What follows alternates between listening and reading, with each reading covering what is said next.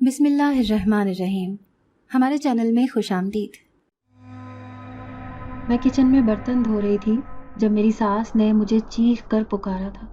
میں دوڑتی ہوئی ان کی بات سننے گئی۔ میری ساس غصے کی بہت تیز تھی۔ لمحہ بھر میں وہ مجھے کوسنا شروع کر دیتی تھی، پھر مجھے دیکھتے ہوئے کہنے لگی، کم بخت، اپنے شوہر کے دل میں تو جگہ نہ بنا سکی، کم از کم ہماری خدمت کر کے ہمیں تو اپنا بنا لے۔ میں ان کے سامنے کھڑی ہوئی، کہنے لگی کہ کیا ہوا اماں، کوئی غلطی ہو گئی کیا مجھ سے؟ وہ تنک کر کہنے لگی کہ نہیں، غلطی تجھ سے نہیں بلکہ مجھ سے ہوئی ہے، اپنے بیٹے کی تجھ سے شادی کر کے۔ کل میں نے تجھے کہا تھا کہ میری سفید چادر دھو کے رکھنا، ابھی تک وہ گندی میلی وہیں کھونٹی پر لٹکی ہوئی ہے۔ ان کے کہنے پر میں شرمندہ سی ہو گئی۔ غلطی تو میری ہی تھی، میں گھر کے کام کاج کے چکر میں یہ بھول گئی تھی۔ پھر وہ کہنے لگی کہ 2 گھنٹے بعد مجھے میلاد میں جانا ہے، جلدی سے اسے دھو کر اور سکھا کر اور استری کر، تیری ذمہ داری ہے، بھلا گیلی پہ کر یا سوکھی پر کر، بس مجھے اپنی چادر دھلی ہوئی چاہیے۔ یہ کہہ کر انہوں نے نماز کی نیت باندھ لی تھی۔ میں نے جلدی سے وہ چادر اٹھائی اور ہاتھوں سے رگڑ رگڑ کر اسے دھونے لگی، خوب صاف ستھری دھو کر پانی میں نچوڑ کر تار پر سکھا دی۔ قصور میرا بھی نہ تھا۔ جب سے میری شادی ہوئی تھی میں ایک غلام کی طرح اس گھر کے کام کاج کر رہی تھی۔ انہیں اپنے بیٹے کی بیوی کی نہیں بلکہ ایک خادمہ کی ضرورت تھی۔ میرا شوہر اشر تو مجھے دیکھنا بھی پسند نہیں کرتا تھا۔ جب سے میری شادی ہوئی تھی اس نے میرے ساتھ میاں بیوی والا کوئی رشتہ ہی نہیں بنایا تھا۔ وہ اپنے آفس میں کام کرنے والی ایک فیشنیبل اور امیر لڑکی کو پسند کرتا تھا۔ میں ایک غریب گھرانے سے تعلق رکھتی تھی۔ میرا نام کنول ہے۔ میرا باپ پیشے سے ایک مزدور تھا، کبھی ان کی دہاڑی لگ جاتی تو کبھی خالی ہاتھ ہی وہ گھر لوٹ آتے تھے۔ میرے علاوہ گھر میں 5 بہن بھائی اور تھے۔ بڑی مشکل سے ایک بہن کی شادی ہوئی۔ اب میرے اماں ابا میرے لیے رشتہ دیکھ رہے تھے۔ جہیز میں دینے کے لیے تھوڑا بہت سامان بڑی مشکل سے میری ماں نے جمع کیا تھا۔ وہ ایک بہت بڑے بنگلے میں کام کرتی تھی۔ وہاں کی میڈم بہت اچھی تھی۔ انہیں پرانے کپڑے اور کھانے پینے کا سامان اماں کو دے دیا کرتی تھی۔ یوں ہم کسی نہ کسی طرح پل کر جوان ہو ہی گئے۔ بس یہ خدا کی قدرت تھی کہ ہم سارے بہن بھائیوں کو اللہ نے خوبصورتی جیسی نعمت سے نوازا تھا۔ تبھی تو جیسے ہی بڑی بہن جوان ہوئی تو فوراً اس کا بھی رشتہ آ گیا، اور ایسے ہی جب میں جوان ہوئی تو میرا بھی ایک اچھے گھرانے سے رشتہ آیا۔ اماں ابا نے بغیر تحقیقات کیے فوراً ہی رضامندی دے دی تھی، یہ جانے بنا کہ میرے سسرال والوں کو کسی بہو کی نہیں بلکہ ایک کام کرنے والی لڑکی کی ضرورت تھی۔ میں نے میٹرک تک کی پڑھائی کی تھی۔ اس کے بعد اماں ابا کی اتنی حیثیت نہ تھی کہ وہ مجھے کالجوں میں پڑھنے کی اجازت دیتے، اسی لیے میں گزارے لائق جہیز لے کر رخصت ہو کر اپنے سسرال آ گئی۔ شادی کی پہلی ہی رات مجھے اپنی اوقات پتہ چل گئی تھی، جب میری اس گھر میں آنے پر کسی نے بھی میرا استقبال کرنا بھی ضروری نہ سمجھا۔ مجھے چپ چاپ ایک چھوٹے سے کمرے میں بٹھا دیا گیا۔ میں پوری رات اپنے شوہر کا انتظار کرتی رہ گئی، لیکن وہ نہ آیا۔ دوسرے ہی دن میری ساس نے مجھے سمجھا دیا کہ اشر تو تمہارے ساتھ شادی پر رضامند ہی نہیں تھا، بس میں نے ہی جلدی مچائی تھی، اسی لیے تجھے بیاہ کر لے آئی۔ ان کی 2 بیٹیاں اور تھیں اور 3 بیٹے۔ اشر سارے بہن بھائیوں میں بڑا تھا۔ ان کی 2 بیٹیاں کالج میں پڑھنے جاتی تھیں۔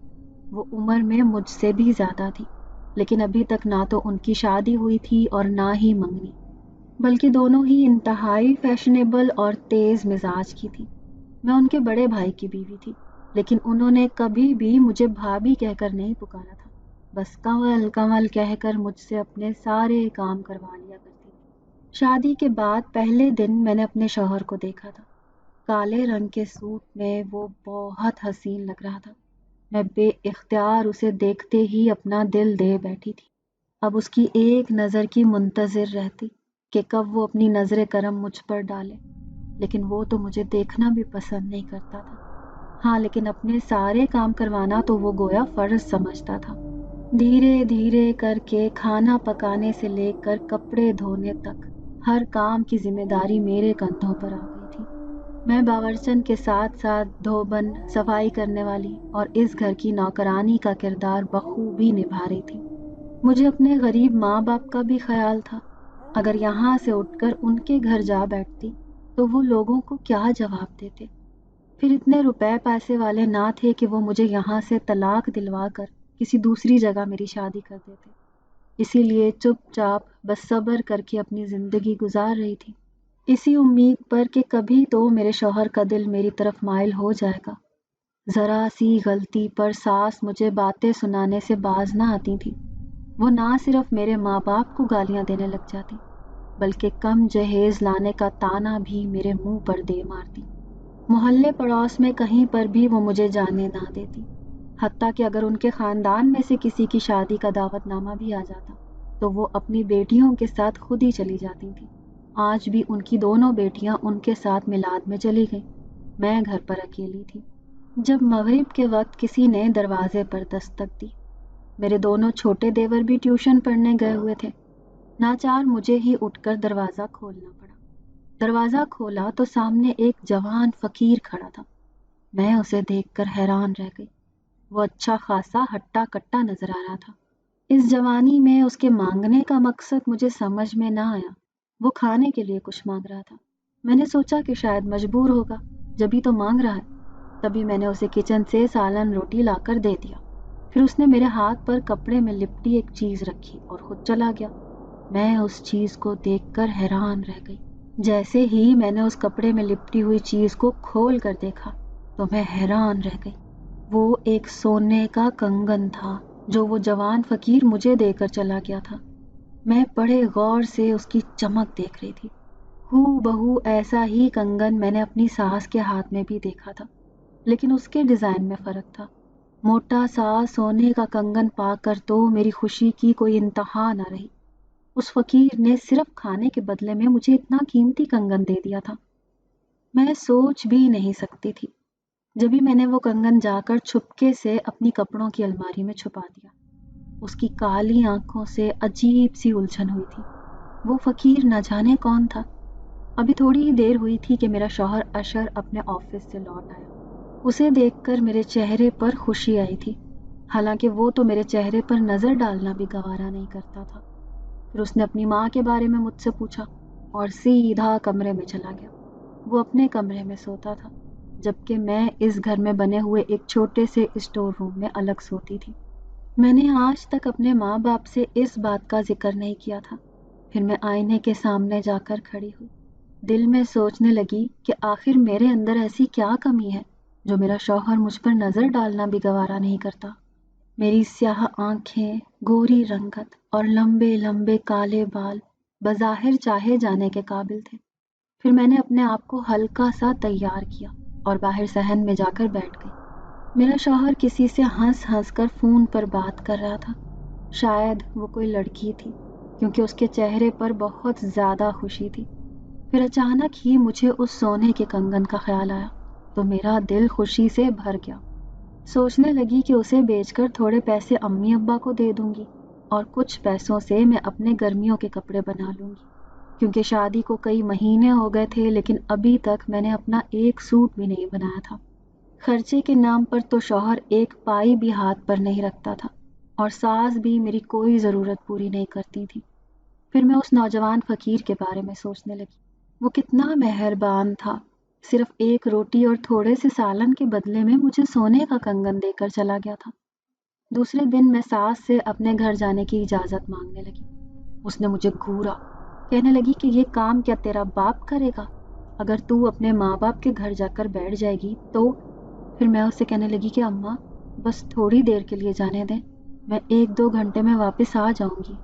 پھر اس نے بادل نخواستہ مجھے جانے کی اجازت دے دی۔ میں نے کانپتے ہاتھوں سے سونے کے کنگن کو اٹھایا اور اپنی بغل میں چھپا لیا۔ یہاں سے تھوڑے ہی فاصلے پر اماں ابا کا گھر تھا۔ پھر میں تیز تیز قدم اٹھاتی ان کے گھر پہنچ گئی۔ گھر جا کر میں اماں سے کہنے لگی، اماں جلدی سے میرے ساتھ بازار چلے، میرے پاس ایک قیمتی چیز ہے، میں اسے بیچ کر آؤں گی۔ اماں حیران تھی۔ پھر میں نے انہیں سب کچھ بتا دیا۔ پھر وہ کہنے لگی، نہیں بیٹا، ہم تیرے پیسے نہیں لے سکتے، ان پر صرف تیرا حق ہے۔ لیکن میں نے انہیں کہہ دیا کہ نہیں، جو چیز میری ہے وہ آپ کی بھی ہے، اس میں سے آدھے پیسے میں آپ لوگوں کو دوں گی۔ کنگن اچھے خاصے پیسوں میں بک گیا تھا۔ اسے بیچ کر میری کئی ضرورتیں پوری ہو گئی تھیں۔ پھر میں نے آدھی رقم اماں کے حوالے کر دی اور کچھ پیسوں سے اپنے لیے سوٹ خرید لیے۔ میں بازار سے واپس آ رہی تھی، اچانک میری نظر سڑک پر بیٹھے اسی جوان فقیر کے اوپر گئی۔ یہ تو وہی تھا جس نے مجھے سونے کا کنگن دیا تھا۔ میں جیسے ہی اس کے قریب جانے لگی، اچانک سے آدمیوں کا ہجوم میرے آگے آ گیا۔ جیسے ہی وہ ہجوم ہٹا تو میں آگے بڑھی، لیکن وہ فقیر تو نظروں سے غائب ہو گیا تھا۔ میں پاگلوں کی طرح اسے چاروں طرف ڈھونڈ رہی تھی۔ پھر اماں نے میرا کندھا ہلایا، کہنے لگی کہ کیا پاگلوں جیسی حرکتیں کر رہی ہو، چلو گھر چلو، تمہیں دیر ہو رہی ہے۔ میں اس فقیر کے بارے میں سوچتی اب اپنے گھر کی طرف جا رہی تھی۔ مجھے آئے ہوئے کافی دیر ہو گئی تھی، اسی لیے جلدی جلدی اپنے سسرال پہنچ گئی۔ ہاتھ میں کپڑوں کا شاپر تھا، ساتھ ہی کچھ پیسے بھی میں نے اپنے پاس چھپا لیے تھے، لیکن میری نندوں نے میرے ہاتھ میں وہ شاپر دیکھ لیا۔ دونوں نے چیل کی طرح سے مجھ سے وہ کپڑے چھینے، کہنے لگیں دیکھو تو صحیح اماں، بھابھی کے اماں ابا ویسے تو غریب ہیں، لیکن اپنی بیٹی کو دینے کے لیے کتنے مہنگے مہنگے کپڑے ان کے پاس ہیں۔ وہ کپڑے میں نے بہت شوق سے خریدے تھے، لیکن میری نندوں نے ایک بھی سوٹ مجھے نہ دیا، سارے سوٹ خود رکھ لیے۔ پھر میری رونی صورت دیکھ کر میری ساس کہنے لگی کہ ایک سوٹ لے دوں گی تمہیں کل، منہارن کپڑے بیچنے آئے گی تو لے لینا تم بھی، اب یہ سوگ نہ بناؤ اور جا کر شام کے کھانے کی تیاریاں کرو۔ میں کچن میں آ کر آنسو بہا رہی تھی۔ میں سوچ بھی نہیں سکتی تھی کہ یہاں آ کر میرے ساتھ اس قدر ناانصافی ہوگی۔ اپنے آنسو اندر ہی اندر پیتی میں پیاز کاٹنے لگی، پھر آخر کار صبر کر کے بیٹھ گئی اور گھر کے کام کاج نمٹانے لگی۔ مجھے کوئی امید نہ تھی کہ میرے حالات بدلنے والے تھے۔ جب تک کسی عورت کا شوہر اس کے ساتھ نہ ہو، وہ کیسے کسی کی نظروں میں عزت پا سکتی ہے؟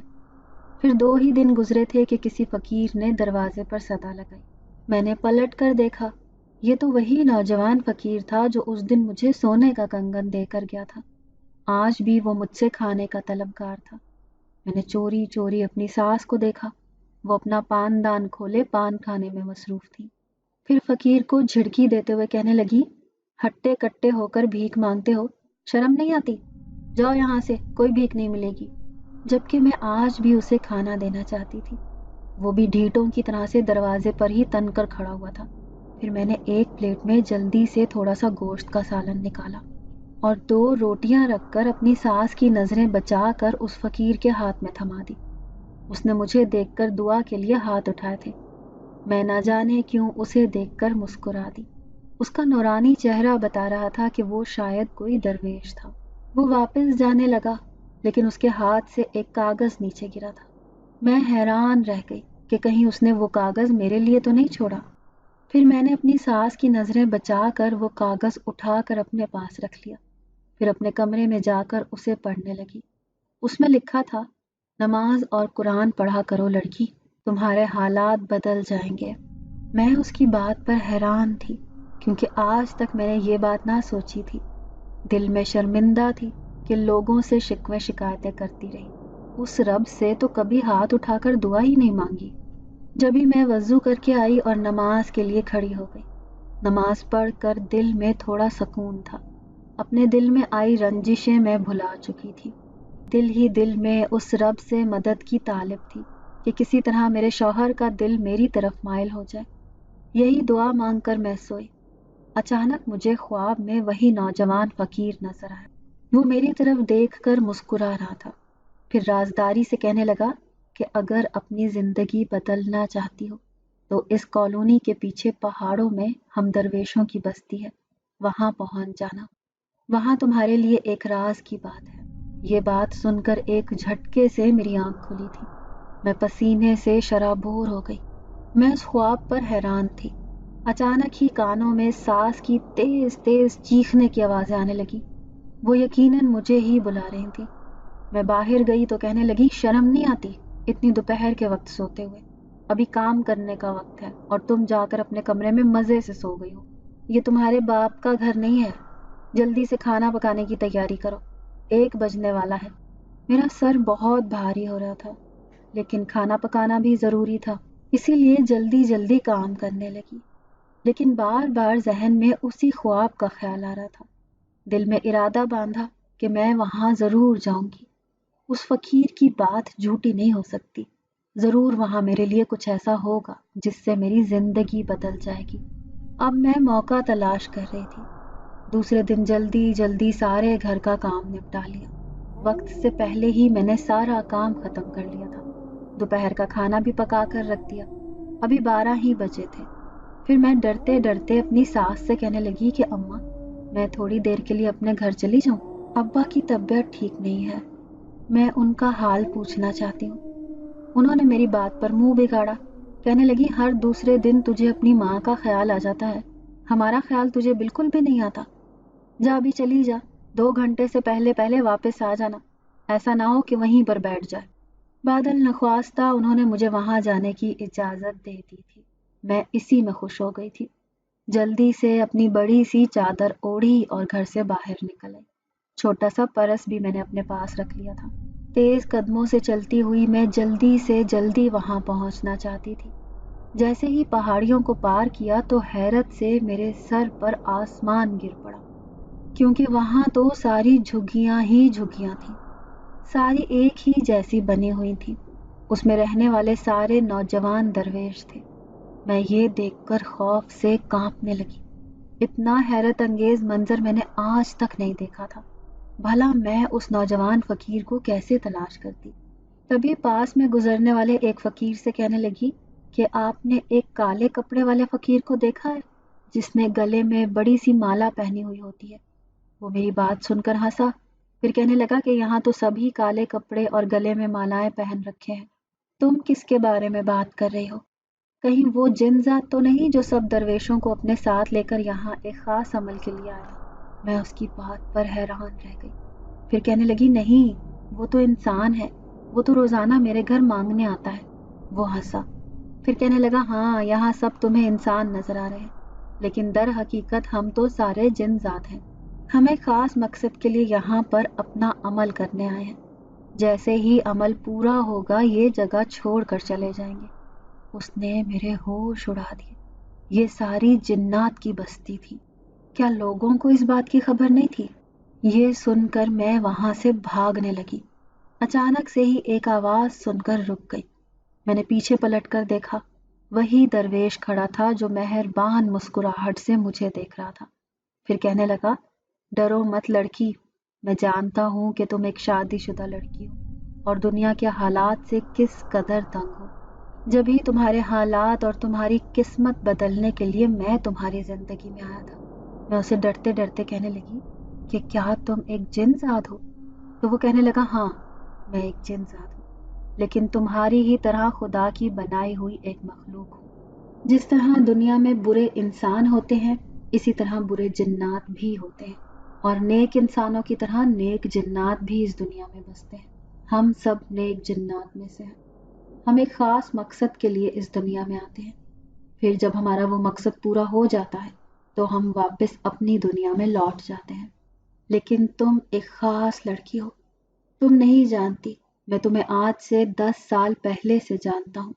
میں اس کی بات پر حیران رہ گئی۔ پھر وہ کہنے لگا کہ یاد کرو تم اپنے اسکول کے وہ دن جب تم ایک بہت پرانے اسکول میں پڑھا کرتی تھی۔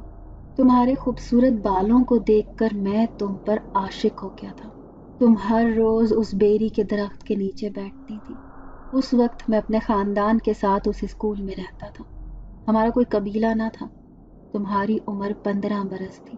جب میری پہلی نظر تم پر پڑی تو میں تمہارا عاشق ہو گیا تھا۔ میری ماں مجھے سمجھاتی تھی کہ آدم زادیوں سے محبت کرنا جنات کا شیوا نہیں ہے، لیکن میں اپنے دل کا کیا کرتا، کیونکہ میں تم پر اپنا دل ہار بیٹھا تھا۔ تمہارے لمبے لمبے خوبصورت بال مجھے بہت پسند تھے۔ جب تم ہنس ہنس کر اپنی دوستوں سے باتیں کرتی تھی تو میں تمہیں دیکھتا رہتا تھا۔ پھر میرا باپ آیا اور ہم دونوں کو اپنے قبیلے میں لے کر چلا گیا۔ تبھی صرف تمہارا حال جاننے کے لیے میں اس دن تمہارے پاس آیا تھا۔ تمہیں اس حال میں دیکھ کر مجھے دکھ ہوا تھا، کیونکہ تمہارے چہرے پر کوئی خوشی نہ تھی۔ ایسے لگ رہا تھا کہ جیسے زندگی نے تمہیں سوائے دکھوں کے کچھ بھی نہیں دیا۔ تبھی میں نے ایک عمل کیا اور تمہاری پچھلی زندگی کے سارے حالات جان لیے۔ اسی لیے تمہیں وہ سونے کا کنگن تھمایا تھا۔ تمہارے چہرے پر ایک خوشی چمکی تھی، شاید تمہیں اس کی بہت ضرورت تھی، لیکن اب میں تمہارے چہرے پر ویسی ہی خوشی دیکھنا چاہتا ہوں، کیونکہ میں تم سے محبت کرتا ہوں۔ آج تم اس دن سے زیادہ جو مانگو گی وہ میں تمہیں دینے کو تیار ہوں۔ بس کبھی کبھار مجھ سے ملنے یہاں آ جایا کرو۔ جب تک میں انسانوں کی دنیا میں موجود ہوں میں خود تم سے ملنے آتا رہوں گا۔ وہ جن ذات تو ایک عجیب کہانی سنا رہا تھا۔ میں اس کی کہانی سن کر حیران تھی۔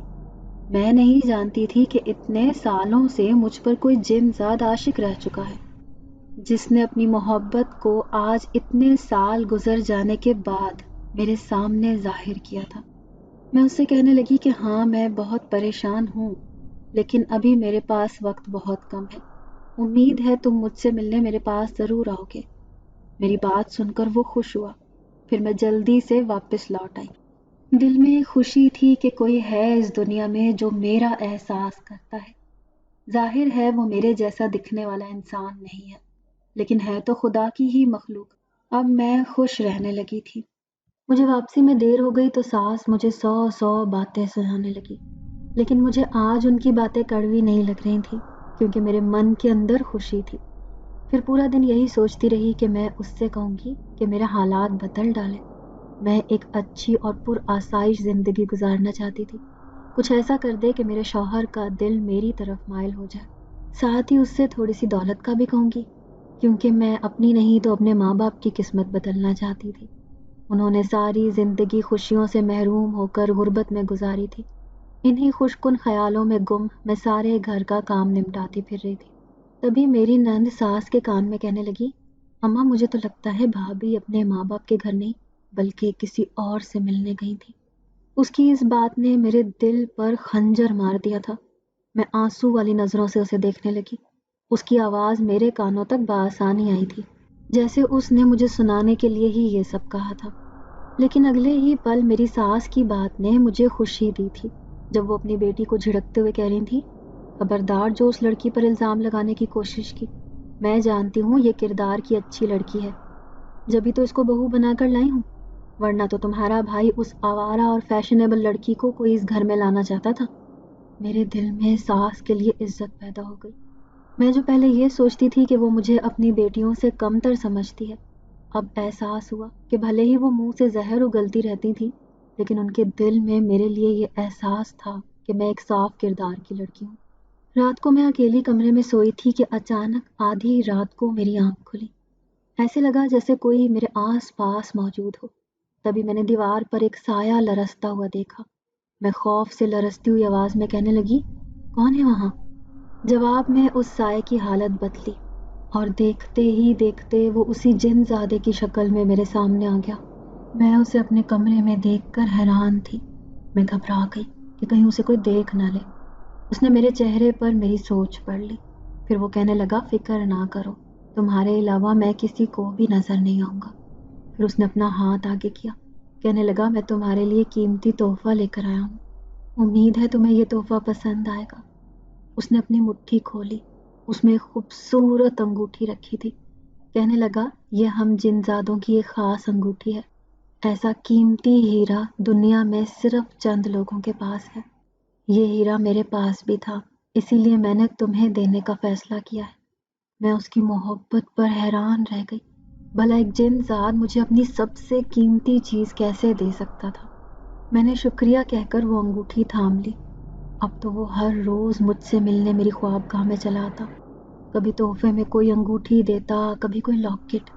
غرض کہ اس نے میرے پاس زیورات کے انبار لگا دیے تھے۔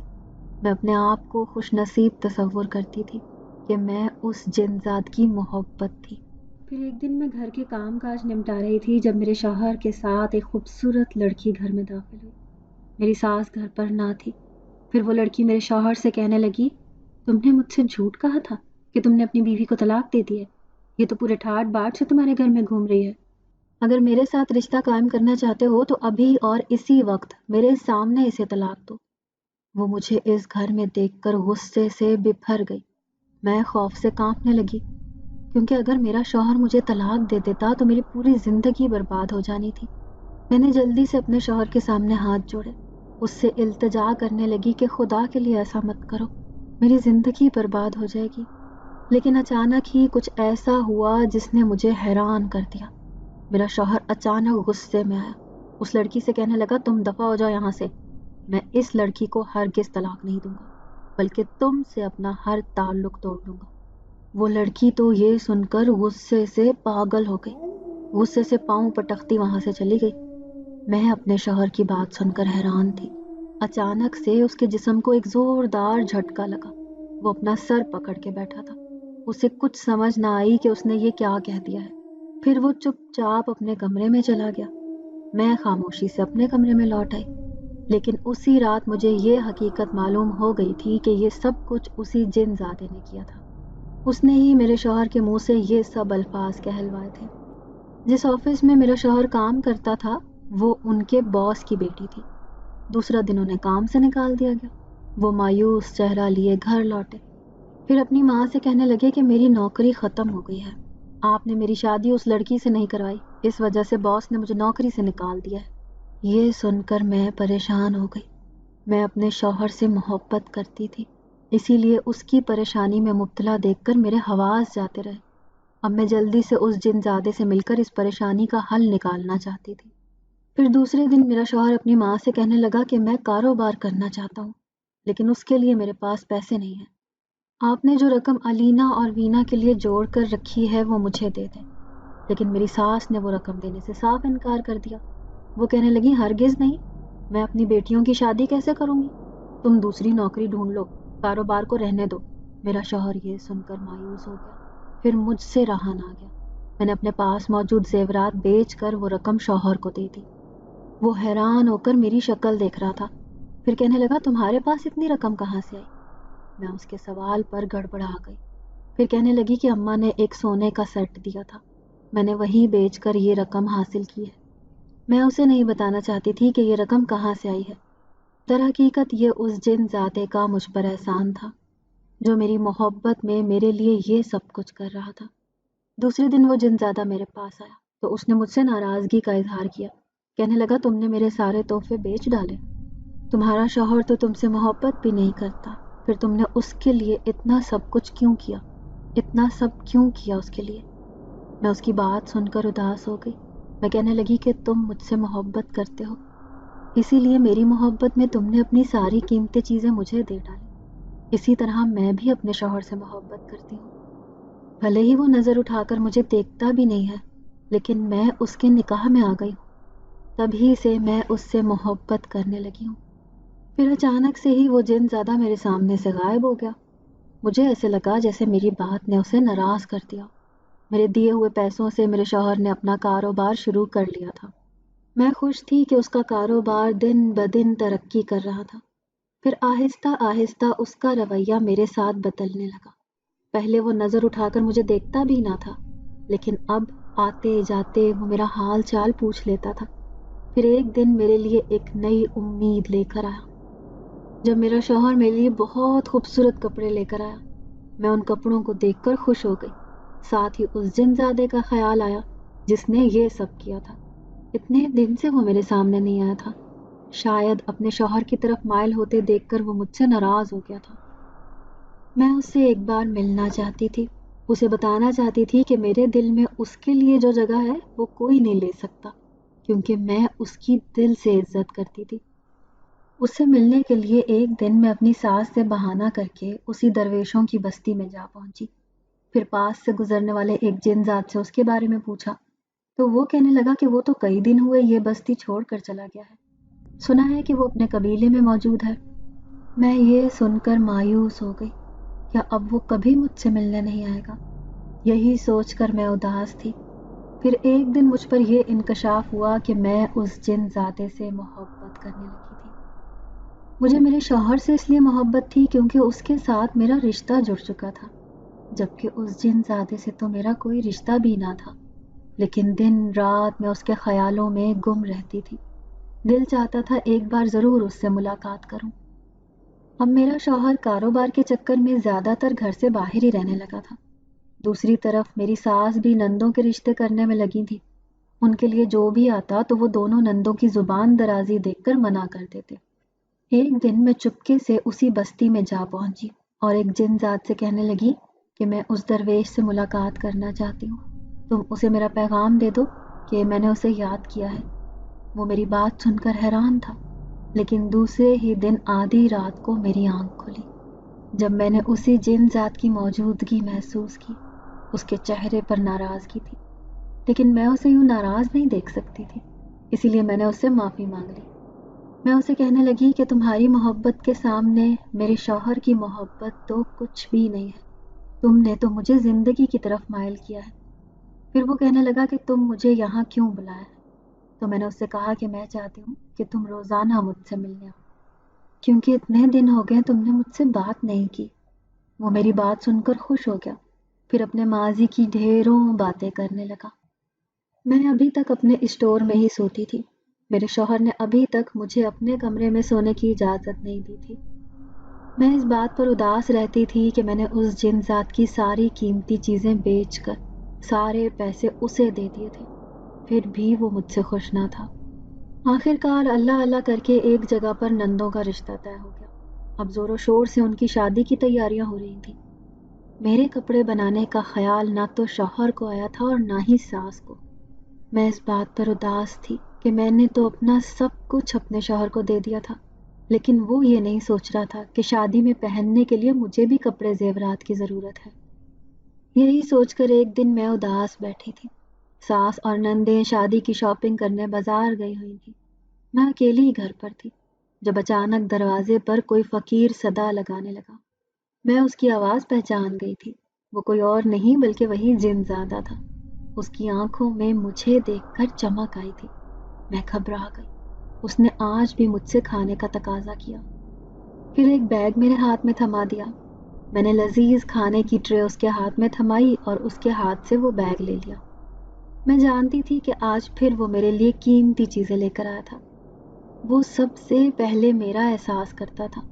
تبھی محلے کی ایک عورت اس کے پاس آئی، کہنے لگی، درویش بابا، میں نے سنا ہے کہ تم جیسے فقیروں کی دعا بہت جلدی لگ جاتی ہے. تم میرے بیٹے کے لیے دعا کرو، وہ بہت بیمار ہے. جنزاد اسے کہنے لگا کہ اگر اللہ نے چاہا تو تمہارے بیٹے کو بہت جلد آرام آ جائے گا. میرے پاس ایک جڑی بوٹی ہے، اس کا پانی تم اپنے بیٹے کو پلاؤ، دیکھنا چند دن میں ہی ٹھیک ہو جائے گا. پھر اس نے وہ جڑی بوٹی نکال کر اس عورت کے ہاتھ پر رکھ دی. میں دل میں سوچنے لگی کہ یہ کتنا نیک جنات ہے. ہر کسی کی مدد کرنا اپنا فرض سمجھتا ہے، بنا کسی خوف کے. عورت نے اس کو ہدیہ دینا چاہا تو اس نے لینے سے صاف انکار کر دیا. دولت کی تو اس کے پاس کوئی کمی ہی نہ تھی. اس نے مجھے تو مالا مال کر دیا تھا. وہ تھوڑی دیر میری دہلیز پر کھڑا ہوا، پھر واپس چلا گیا. اب میں اس کا لایا ہوا سامان دیکھ رہی تھی. اس میں خوبصورت قیمتی کپڑے اور زیورات موجود تھے. اس میں سے عجیب سی مہک آ رہی تھی. شاید یہ مہک جن زادے کی محبت کی تھی. میں نے سوچ لیا تھا کہ کچھ بھی ہو میں اسے شادی میں بلا کر ہی رہوں گی. میں صرف اس کے لیے تیار ہو گئی کیونکہ میرا شوہر تو مجھ پر نگاہ ڈالنا بھی گوارا نہیں کرتا تھا. اس نے میری ضرورتوں کا کوئی خیال نہیں رکھا تھا. مجھ سے سارے پیسے لینے کے بعد بھی اس نے آج تک میرے ہاتھ پر چند پیسے نہیں رکھے تھے. میں نے وہ پورا بیگ چھپا کر رکھ دیا. میں اس بات کی خبر اپنی ساس کو نہیں لگنے دینا چاہتی تھی، کیونکہ میں جانتی تھی کہ اگر اس نے یہ کپڑے زیورات دیکھ لیے تو اٹھا کر اپنی بیٹی کے جہیز میں دے دینے. پھر شادی میں 2 ہی دن باقی تھے. میں اس کے آنے کی منتظر تھی، لیکن وہ نہ آیا. مائیوں والے دن میں بے دلی سے تیار ہو رہی تھی. اچانک سے ہی کسی نے میرے پلنگ پر گجرے اور پھول رکھ دیے. ان کی خوشبو پورے کمرے کو مہکا رہی تھی. میں حیران تھی کہ یہ کس نے لا کر رکھے. ایسا لگ رہا تھا جیسے میرا شوہر میرے لیے لایا تھا، لیکن وہ تو اس وقت گھر پر بھی موجود نہ تھا. میں شیشے میں اپنے آپ کو دیکھ کر تیار ہو رہی تھی کہ اچانک شیشے میں کسی کا عکس ظاہر ہوا. میں فوراً ہی پلٹی تھی. وہ کوئی اور نہیں، وہی جن زادہ تھا. میں اسے دیکھ کر خوش ہوئی تھی. پھر میں نے اس کے کان میں سرگوشی کی کہ تم میرے ساتھ ساتھ رہو گے آج. میں آج اس کے لیے تیار ہوئی تھی. میرے شوہر نے تو مجھ پر ایک نظر بھی نہ ڈالی تھی، لیکن وہ مجھے بہت محبت بھری نظروں سے دیکھ رہا تھا. میں ہر وقت اس کو دیکھ کر مسکراتی رہی، یہ جانے بنا کہ ایک عورت میری ساس کو کہنے لگی کہ تمہاری بہو کو کیا ہوا ہے؟ لگتا ہے اس کے اوپر اثر ہو گیا ہے. دیکھو تو صحیح، اپنے آپ میں مسکرا رہی ہے اور خود سے باتیں بھی کر رہی ہے۔ میں تو جیسے اس تقریب میں کسی کو دیکھ ہی نہیں رہی تھی، کیونکہ میری نظریں جن ذات کے اوپر تھی جو صرف مجھے دیکھے جا رہا تھا۔ اچانک ہی میری ساس نے کندھے سے پکڑ کے مجھے جھنجھوڑا۔ کیا ہوا ہے تمہیں؟ پاگلوں کی طرح کیوں مسکرا رہی ہو؟ وہ مجھے گھور رہی تھی۔ میں ایک دم ہوش میں آئی۔ جن زادے کی محبت میں دنیا کو بھول بیٹھی تھی۔ تبھی ایک عورت جو دم درود کرتی تھی وہ اٹھ کر میرے پاس آئی، ساری عورتوں کے سامنے کہنے لگی، ارے ارے یہ تو ایک جن ذات کی عاشق ہو گئی، دیکھو ابھی بھی اس کی آنکھوں میں اسی کی محبت چمک رہی ہے، اس کی سرخ آنکھیں بتاتی ہیں کہ یہ آسیب زدہ ہو گئی ہے۔ میں ان کی باتیں سن کر خوف سے کانپ گئی۔ میں تو سمجھ رہی تھی کہ کوئی بھی مجھے نہیں دیکھ رہا، لیکن سب عورتوں کی نظریں مجھ پر تھی۔ میں نے دیکھا سب لوگوں کی بھیڑ میں جن زیادہ غائب ہو گیا تھا۔ میں پاگلوں کی طرح اسے ادھر ادھر دیکھ رہی تھی۔ تبھی اس عورت نے میرے سر پر ہاتھ رکھا اور مجھ پر دم کرنے لگی۔ میں بار بار اس کا ہاتھ ہٹا کر اس جن زادے کو دیکھنا چاہتی تھی، لیکن وہ کہیں بھی نظر نہ آیا۔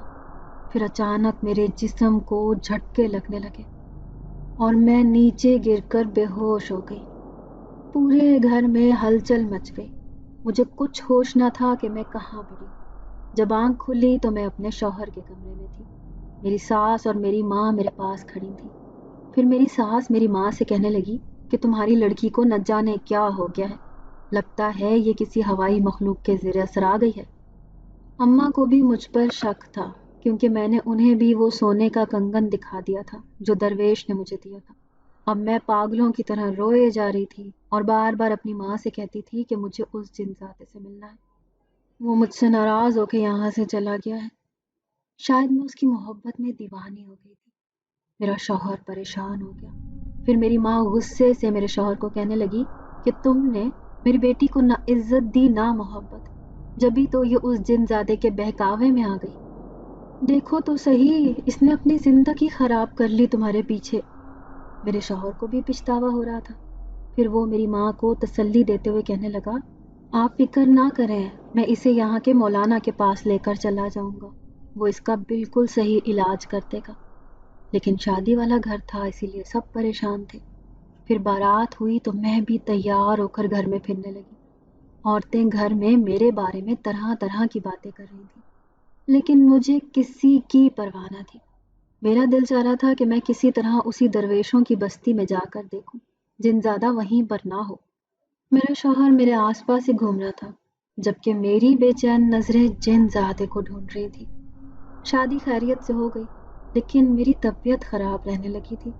میں اپنے بستر پر پڑ کر رہ گئی تھی۔ دن رات مجھے یہی خیال آتا تھا کہ جن زیادہ میرے پاس کیوں نہیں آ رہا۔ جب بھی کوئی فقیر دروازے پر آتا تو میں دوڑی دوڑی بھاگ کر جاتی۔ میں ہر فقیر میں اسی درویش کو ڈھونڈتی تھی۔ پھر 2 دن بعد میری ساس اور شوہر مجھے اس مولانا کے پاس لے کر گئے۔ میں نے مولانا کو پوری کہانی سنا دی کہ کس طرح وہ جن زیادہ میرے اوپر عاشق تھا۔ پچھلے 10 سالوں سے وہ میری زندگی میں آ رہا تھا، لیکن مجھے اس بات کی خبر نہیں تھی۔ لیکن اس نے ایک فقیر کا روپ دھار کر خود کو میرے سامنے ظاہر کیا۔ میرا شوہر بڑی حیرت سے یہ کہانی سن رہا تھا۔ پھر مولانا اس سے کہنے لگا کہ تم نے کبھی بھی اپنی بیوی کو وہ درجہ نہیں دیا جس کی یہ مستحق تھی، جبھی یہ اس کے بہکاوے میں آ کر اس سے محبت کر بیٹھی۔ اگر تم اس سے محبت کرنے لگ جاتے تو یہ کبھی بھی کسی دوسرے کے بارے میں نہ سوچتی۔ اب جن زیادہ یہ چاہتا ہے کہ یہ تمہارے بارے میں نہ سوچے، بلکہ ہر وقت اس کے ذہن میں اس کا ہی خیال رہے۔ لیکن تم نے 7 جمعرات تک اسے میرے پاس لے کر آنا ہے۔ میں اس کا اچھی طرح سے علاج کروں گا، یہ اس کے بارے میں سوچنا چھوڑ دے گی۔ تم نے بھی اسے بہت توجہ اور وقت دینا ہے۔ پھر دھیرے دھیرے سب کا رویہ بدلنے لگا۔ پہلے سے بڑھ کر میرے سسرال والے میرا خیال رکھ رہے تھے۔ میں نہیں جانتی تھی کہ اتنی محبتیں میرے نصیب میں ہوں گی۔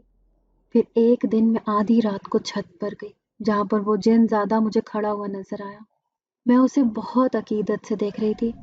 دنیا والے یہ نہیں جانتے تھے کہ اس نے ہی مجھے یہ سب کچھ کرنے کو کہا تھا۔ میں پاگل ہونے کا جھوٹ موٹ کر ڈرامہ کر رہی تھی، بار بار جن زادے کا نام لے کر لوگوں کے سامنے پکار رہی تھی۔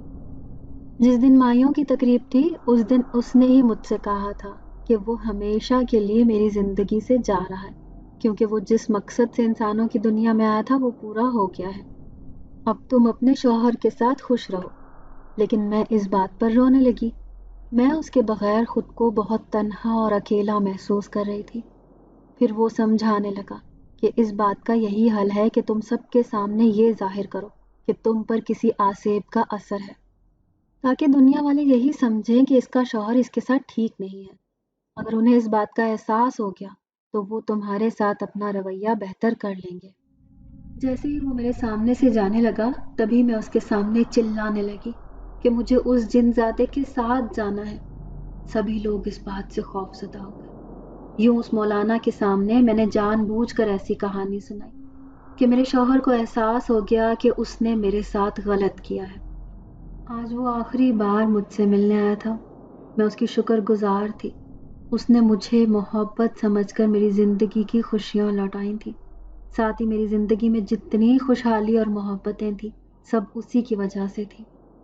फिर मैंने उसे आखिरी बार देखा और वो मेरी ज़िंदगी से हमेशा के लिए चला गया।